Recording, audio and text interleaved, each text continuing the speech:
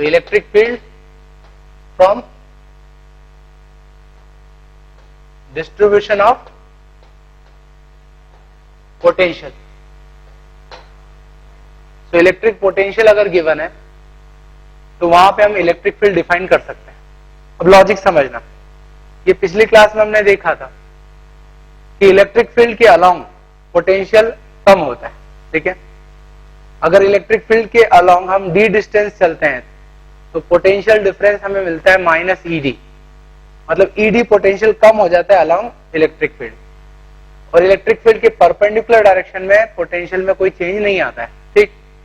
अब समझना,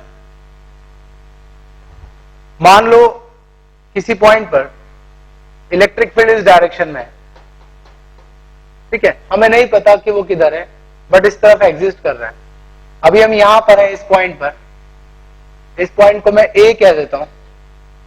अब ए से हम पॉइंट बी की तरफ जा रहे हैं, ठीक है। तो डिस्प्लेसमेंट है dr, इस तरफ चले गए। ए का पोटेंशियल है v और b का पोटेंशियल है v प्लस dv, ठीक है। तो जब आप a से b की तरफ जाओगे तो पोटेंशियल में चेंज आएगा, तो change in potential is dv। अब समझना इसे क्या कहा जा सकता है।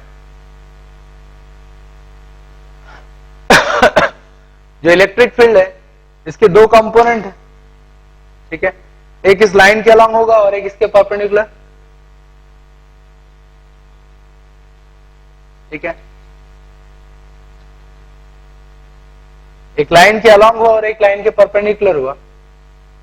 तो लाइन के अलोंग कंपोनेंट क्या होगा, अगर मैं इसका एंगल थीटा कहूं तो लाइन के अलोंग कंपोनेंट हो जाएगा इलेक्ट्रिक फील्ड का E cos थीटा, और इसके परपेंडिकुलर हो जाएगा E sin थीटा, ठीक है।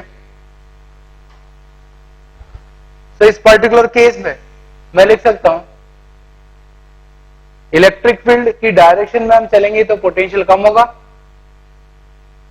तो पोटेंशियल में जो चेंज है वो कौन डिसाइड कर रहा है, ये कंपोनेंट इलेक्ट्रिक फील्ड का। ये कंपोनेंट परपेंडिकुलर है तो उसका पोटेंशियल में चेंज में कोई रोल नहीं होगा, क्योंकि हम उसके परपेंडिकुलर डायरेक्शन में डिस्प्लेसमेंट कर रहे हैं। तो चेंज इन पोटेंशियल को हम लिखेंगे minus E dot D R small change के लिए, या फिर इसको मैं यहां से लिख सकता हूं minus E cos theta into D R. तो हम ये कह सकते हैं कि जब हम किसी भी डायरेक्शन में चलेंगे तो उस डायरेक्शन में जो पोटेंशियल में चेंज आएगा वो उस डायरेक्शन में इलेक्ट्रिक फील्ड का कंपोनेंट डिसाइड करेगा, ना कि उसका परपेंडिकुलर वाला, ठीक है। तो इलेक्ट्रिक फील्ड के कंपोनेंट्स हैं, जिस डायरेक्शन में चल रहा है उस डायरेक्शन का कंपोनेंट डिसाइड करेगा वहां पर इलेक्ट्रिक पोटेंशियल में कितना चेंज आना चाहिए, ठीक है। अब देखो इसी को मैं दूसरे फॉर्म में शो करूं, XYZ कंपोनेंट के फॉर्म में, तो क्या लिखा जा सकता है समझना।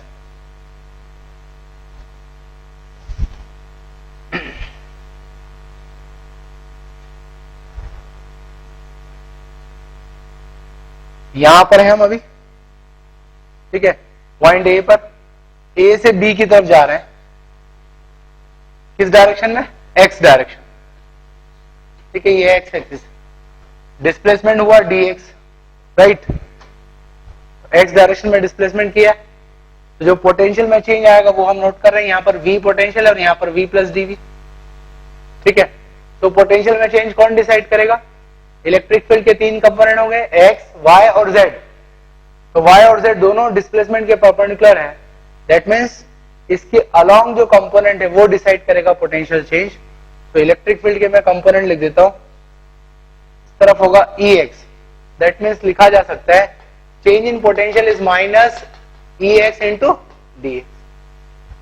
जब हम डॉट प्रोडक्ट लेंगे इलेक्ट्रिक फील्ड और डिस्प्लेसमेंट का तो हमें ये मिलेगा, या इसको मैं लिखूं Ex is equal to minus dv by dx, that means electric field is minus of rate of change of potential with distance. But इसको dv बाय dx सीधे नहीं लिख सकते हैं, क्योंकि dv बाय dx का मतलब है परफेक्ट डिफरेंशिएशन, बट यहां पर आप सिर्फ x की वैल्यू को चेंज कर रहे हो, y और z कांस्टेंट है, तो जब x की वैल्यू चेंज करते हैं y और z कांस्टेंट रखते हैं, उस तरह के डिफरेंशिएशन को हम पार्शियल डिफरेंशिएशन कहते हैं। दैट मीन्स हम लिखेंगे ex is equal to minus del we by del x.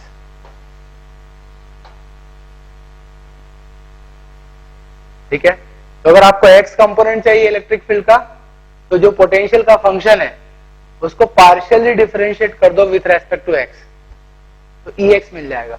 इसी तरह से हम ey और ez भी लिख सकते हैं। तो ey is minus del v by del y। ऐसे ez z component minus del v by del z होगा। ठीक है, तो अगर आपको पोटेंशियल दिया है तो आप इस तरह से डिफरेंशिएट करके इलेक्ट्रिक फील्ड के कंपोनेंट्स निकाल सकते हो। ठीक, और इसी को अब हम कार्टेशियन फॉर्म में, वेक्टर फॉर्म में भी लिख सकते हैं। तो किसी भी पॉइंट पर इलेक्ट्रिक फील्ड क्या होगा? Electric field is minus del we by del x i cap minus del we by del y j cap minus del we by del z k cap.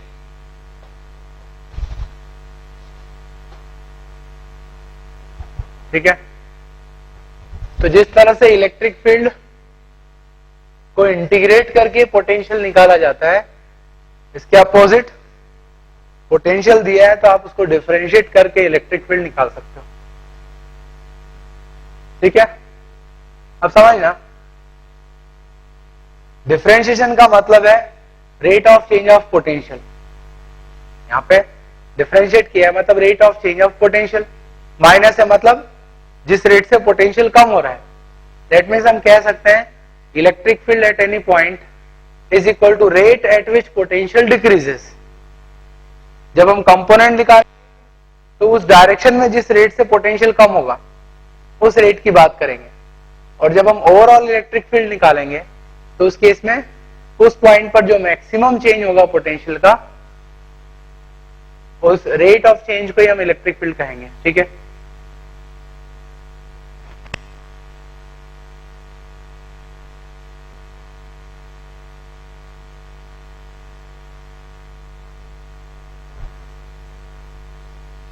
मान लो किसी पॉइंट पर electric field इस direction में है।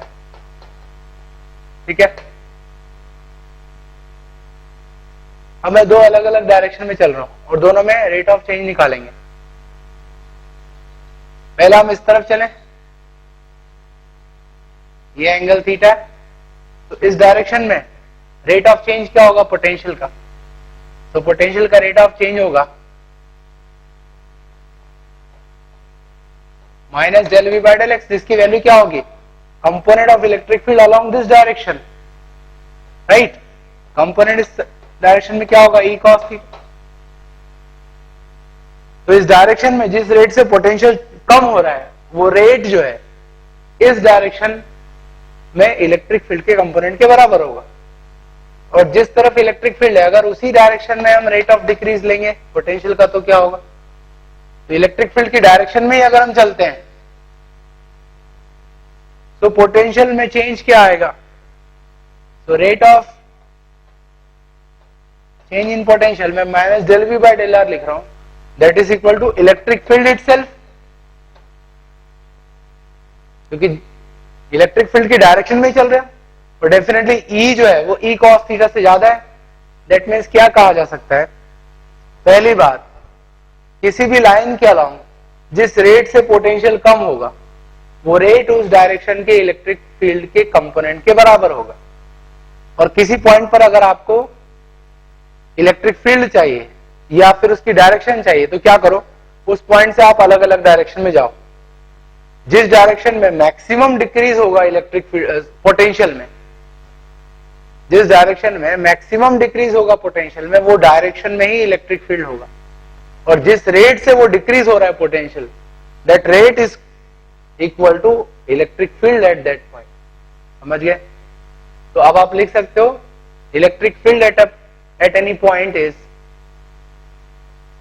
Equal to maximum rate at which potential decreases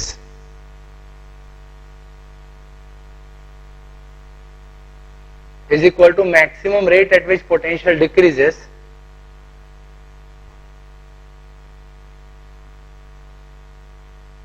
ठीक है। तो आप अलग अलग लाइन में चलोगे तो अलग अलग रेट मिलेगा, क्योंकि उस डायरेक्शन का इलेक्ट्रिक फील्ड का कंपोनेंट डिसाइड करेगा rate of change in potential, ठीक है।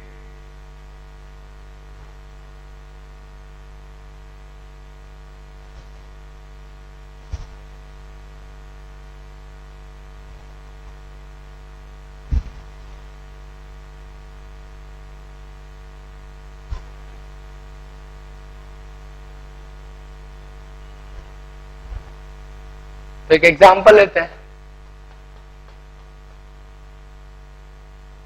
Potential at any potential distribution in space is given, that is 10 x y z, right? Now find out electric field at 1 0 2। इस point पर आपको electric field बताना है, ठीक है। जो पोटेंशियल दिया है वो वोल्ट में गिवन है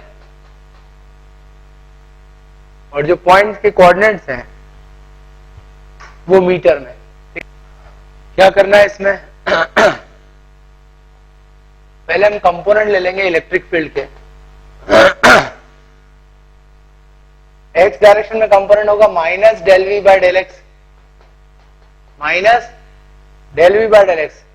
पोटेंशियल का फंक्शन का डिफरेंशिएशन कर दो with respect to x, keeping y and z constant. y और z को कांस्टेंट मानो और कांस्टेंट मानते हुए बाकी फंक्शन का डिफरेंशिएशन कर दो।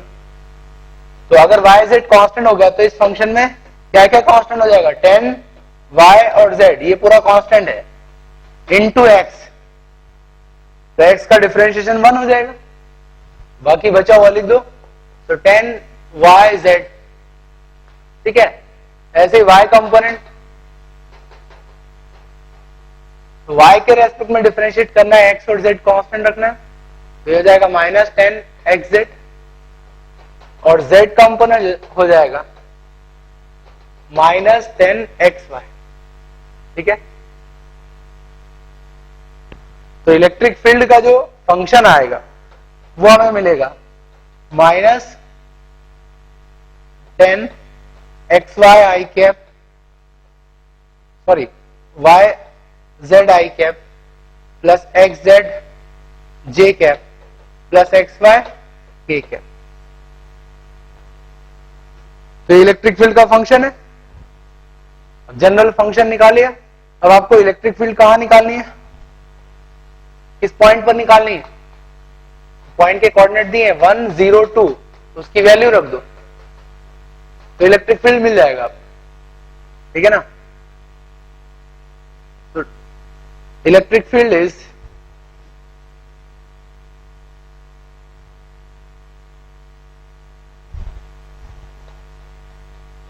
वन जीरो टू, y की वैल्यू 0 रखनी, बाकी 1 2, ठीक है। तो x कंपोनेंट तो 0 हो जाएगा, z कंपोनेंट भी यहां पर 0 हो जाएगा और y कंपोनेंट हो जाएगा 2। That means minus 2। डायरेक्शन क्या है, j क्या है और यूनिट क्या होगी, वोल्ट पर मीटर, ठीक है। तो उस पॉइंट पर आपने इलेक्ट्रिक फील्ड निकालनी है। किसी और पॉइंट पर निकालना है तो वहां के कोऑर्डिनेट रखो।